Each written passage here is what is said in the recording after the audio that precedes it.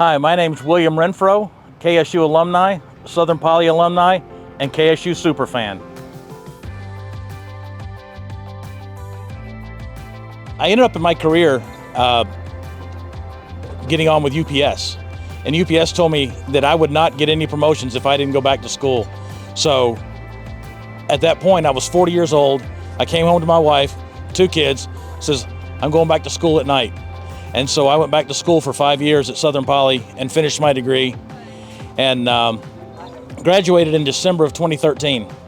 And I decided at that point that I finally had an alma mater, and they announced they were going to have a football program. So I decided I was all in on Kennesaw sports.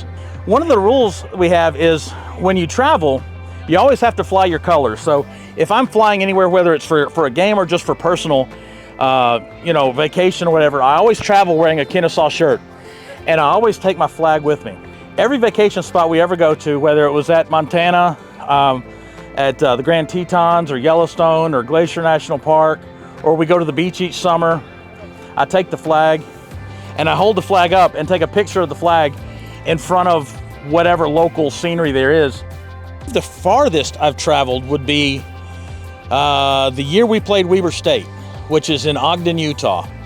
We played Wofford, and by beating Wofford, we got to go to Utah. So as the clock ticks to 0 in the Wofford Stadium, I'm on my phone booking a flight to Ogden, Utah. There's a lot of these athletes that, while their parents will be here today for a home game, they're not financially able or have the time to be able to go like next week to Chattanooga or when we go out to Sam Houston.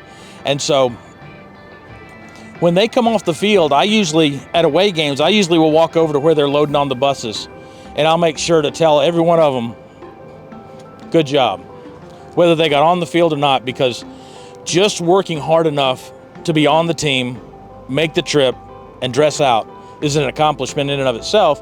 And so I think somebody needs to be there to tell them, good job, if their family can't be there. So that's one of the reasons my wife and I do what we do, is we go there just to support these kids so that they know somebody cares.